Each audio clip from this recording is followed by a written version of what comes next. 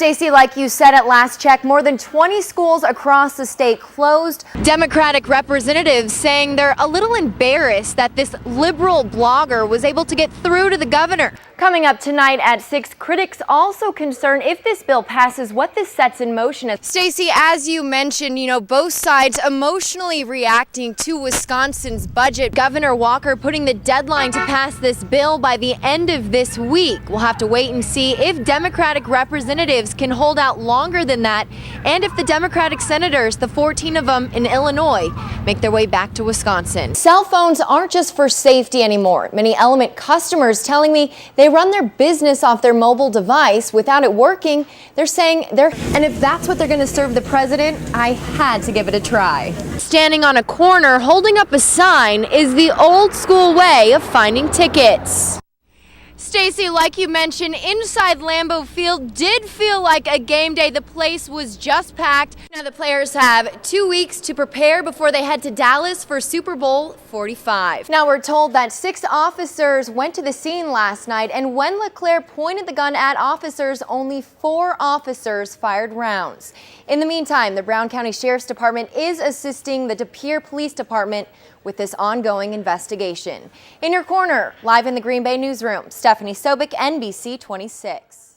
Stacey, like you said at last check, more than 20 schools across the state closed. Other districts telling me they stayed open because their first commitment is to the students and not in Madison. It was recess as usual in Green Bay. Green Bay has chose to keep their schools open today. Do you agree with that? Fine. That's the way it should be. Yes, they made the right choice, absolutely. Education's first. 206 teachers and staff took off the day in Appleton. Only 7 teachers in Manitowoc.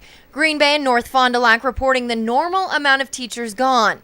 The president of the Green Bay Education Association, Tony Lardenois, says she's disappointed the Green Bay district didn't grant teachers the right to exercise their First Amendment rights and allow students to see a historic moment firsthand. Our teachers should be allowed to be involved in the student process.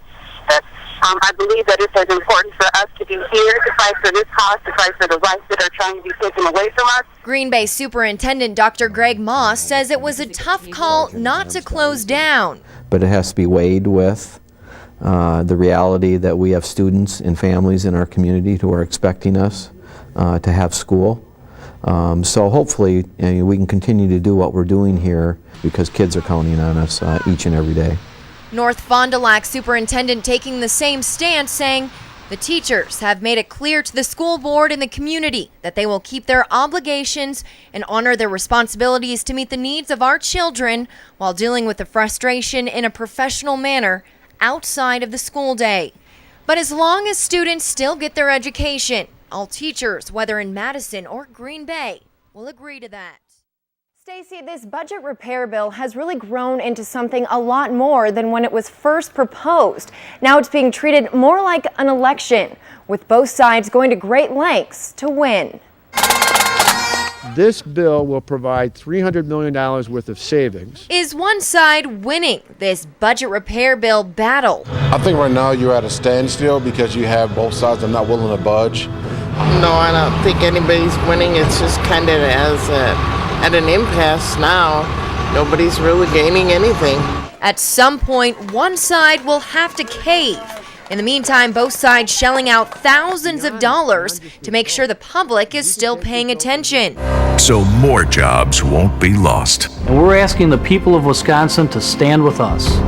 As things stand now, the budget battle could be considered a tie. The Assembly just passed the bill, which could give the Walker camp the upper hand. But Wisconsin's 14 Democratic senators aren't back from Illinois to vote, so the Democrats could be the front runners as well. So will these TV commercials sway anyone's opinion? Balance each other out. Put ads against and ads for. I think people have already got their minds made up, regardless of what these ads are saying. Beyond the commercials, Governor Walker made the rounds today, traveling across the state, including Green Bay, to talk about why he says Wisconsin needs this bill. Beyond that, beyond just this vote, if we could take this vote and move forward, we've shown in the past. The more Walker pushes for this budget bill. Hey, hey, ho, ho, Scott Walker. the louder these protesters say they'll get to stop this bill in its tracks. Again, Governor Walker pushing for today as the deadline of this bill. And again, still no sign of the Wisconsin 14, so that means no winner just yet. In your corner, live in the Green Bay newsroom, Stephanie Sobic, NBC 26. Stacy, cell phones aren't just for safety anymore. Many Element customers telling me they run their business off their mobile device. Without it working, they're saying they're handicapped in so many ways. First time our region has... In early January, 80,000 Wisconsin Alltel customers in several different counties became Element mobile users due to a buyout. Customers were told this was a management move and the switch would be a seamless transition. The same day it took over, this phone stopped working. Customer Renee Schruck says that was just one of the many headaches caused by Element Mobile, so she tried to get out of her contract. They had charged me $1,000 early termination fees. On top of that, her Element Mobile bill was almost 3 times as much as she used to pay with Alltel, yet her service contract had not changed. Something's really wrong when you jump from $270 to $672. Element Mobile's Chief Operating Officer Jerry Wilkie posted this message to YouTube, saying the company is working to meet the needs of its customers. In the process of transferring service and related customer information, technical difficulties related to data access, roaming status, and phone compatibility affected a certain segment of our customer base.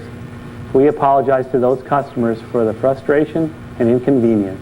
Those affected customers form this Dump Element Mobile Facebook page. Thousands of people are fans of the page, including customer Fran Nelson. We never wanted to be with Element Mobile. We wanted to be with a carrier that would suit our needs. And now we are bound in a contract with early termination fees. Element Mobile customers sending out a strong signal they're not happy. Now, just recently, Element Mobile COO returned our calls, Jerry Wilkie. Again, he tells us the problems were from a switching issue. He says Element Mobile is adding staff and hoping to address customer problems on a case-by-case basis. In your corner, Stephanie Sobic, NBC 26. 2 apartments, the one apartment there and then the apartment behind there, they completely taped off. Thomas Kuhn and his family live near where the shooting went down. It was about 10 o'clock at night, and everybody was pretty much on their way to sleep, and 7 gunshots rang out. Like any parent, Kuhn ran to make sure his children were all right and told them to stay away from the windows. It was pretty crazy. There was a lot of screaming. I waited about 10 minutes before I actually went out to see what was going on. Prior to the gunshots, police were on the scene trying to make contact with Daniel LeClaire inside his apartment, knowing he was possibly suicidal. Officers were unsuccessful until LeClaire tried to run. According to reports, police stopped a car with LeClaire inside, and that's when he displayed and pointed the firearm at officers. Protecting themselves, officers shot at LeClaire, who later died at the scene. There was a lot of police here last night and a lot of yellow tape, so we figured something was up.